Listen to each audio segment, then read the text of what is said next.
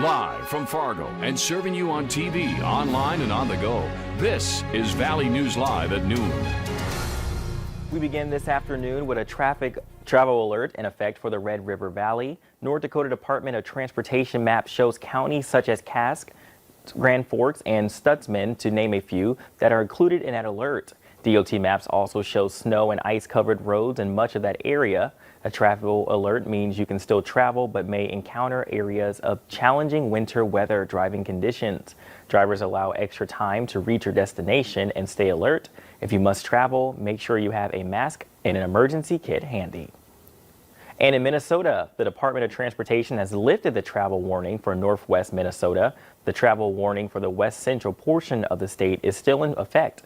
That includes Clay County, Traverse, Wilkin, and the northwestern corner of Otter Tail County. This also includes I-94 from Moorhead to Rothsay and Highway 10 from Moorhead and Hawley. We'll have more on your travel conditions coming up. Now, let's check in with meteorologist Lisa Green for a first look at that forecast, because it's pretty heavy out there and it's hitting pretty hard. Well, good afternoon. Yeah, it's been tough ever since we started the Valley today this morning. Even before then, for some of us in the Valley, we were talking some intense winds. And so wherever there's snow, that combination is leading to blizzard conditions here in the Valley. And we have that blizzard warning in effect in pink here, covering most of our viewing area until 6 o'clock for our western counties. Most of us, though, until midnight tonight, because that wind's going to stay strong for some time.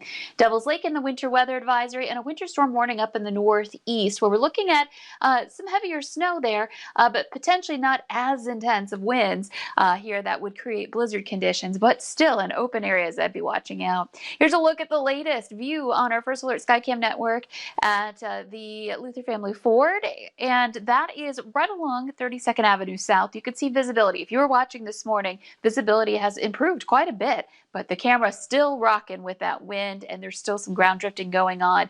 And you can see the reason why the visibility's improved. The snow is moving eastward. It's still affecting those places in eastern parts of our viewing area, specifically Lakes Country, from Bemidji down through the Wheaton area.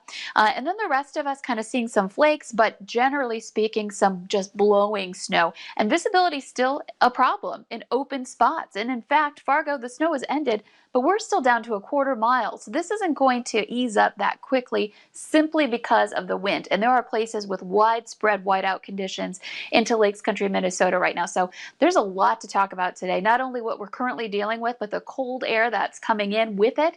And then, of course, a look at your holiday forecast, too. All that's coming up in just a couple of minutes. Weather is no joke. I was out there for about 4 hours this morning covering that, so I know exactly how serious it is, Lisa. And we'll definitely stay tuned with you. Thanks again.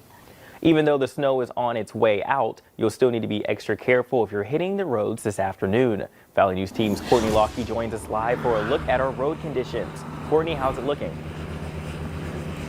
Well, Brian, you can probably see just from looking at me right now, but it is windy as heck out there, and it has been since early this morning, and that's what's creating some of those whiteout conditions. If we're seeing that in town, I can't even imagine what it would be like getting out on I-90 or I-29 and heading north, Brian. I mean, it's got to be just whiteout. The good news is the visibility has cleared up a lot since this morning, but with this wind that is continuing to blow, this is going to be a problem, creating some of those drifts throughout the day.